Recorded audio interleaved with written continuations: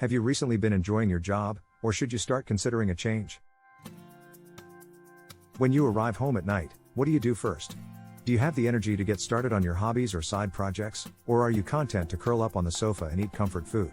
If you fall into the category of the 35% of individuals globally who suffer from ailments brought on by work-related stress, there are several glaring signs that you do. How is it going for you at work? Let us know by posting a comment on our video, and the first few people who write will receive a response. If you believe what we're going to share with you will be as valuable to you as we hope it will be sure to subscribe to our channel and click the bell. Discover the 15 warning signals that your employment is not good. First up, you're not learning.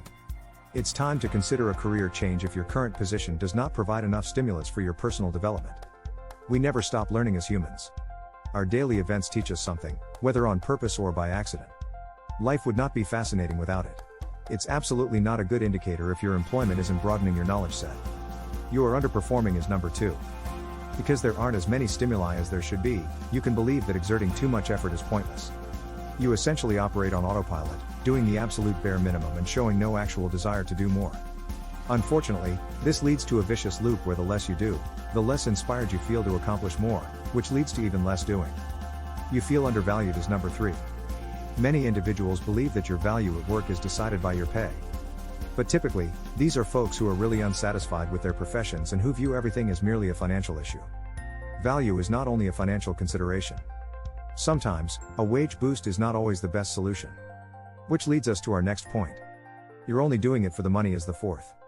Happiness is not only the possession of money, it rests in the delight of success, in the thrill of creative work, remarked Franklin Roosevelt. Find out why you do what you do. If it's only to make ends meet, you won't be around for very long. You don't see a higher purpose as the 5th reason. Some jobs affect people's life right away.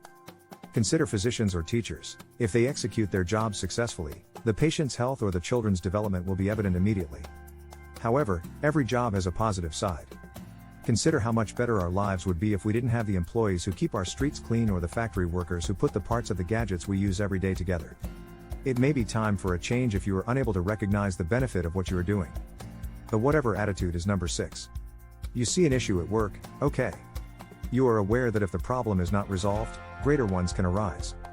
But because of the previously mentioned lack of drive, you're like, whatever. There will be someone to handle that. Why do I have to do this? The true query you ought to be posing is, why am I not changing jobs? The measurement is number 7. Patrick Lencioni states in his book The Truth About Employee Engagement that motivation gradually declines when individuals believe they have little influence over their own destiny. In essence, immeasurement is when you don't know if you're winning or losing at work. If you are the boss, come up with an assessment system yourself or discuss setting one up with your employer to keep you on track.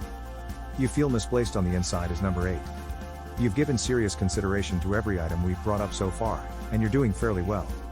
However, there is still a small part of you that feels as though something profound and significant is lacking when you consider your profession. Explore your values and the values of the work you conduct more deeply. Find the source of your anxiety by digging deep.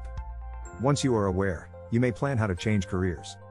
You're not using your strengths daily is number 9. You already know this. If you are a creative spirit imprisoned in a mundane job, this can be more detrimental than helpful. We completely comprehend attempting several things at the start of your career. It also helps you have a better grasp of who you are and your skills. But eventually, if you don't exploit your strengths, you'll never be completely content. You have physical reactions to work-related thoughts as the 10th point. We don't always want to recognize the obvious truth. It may be possible to attribute your headaches, sleeplessness, outbursts toward family members, or sense of calmness at the end of the day to a stressful situation or merely an especially difficult day. Be cautious, that's no longer something to take lightly if these symptoms start to affect you every day.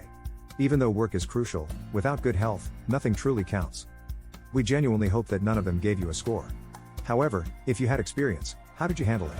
What advice would you give to someone going through something so trying? Comment below and let us know.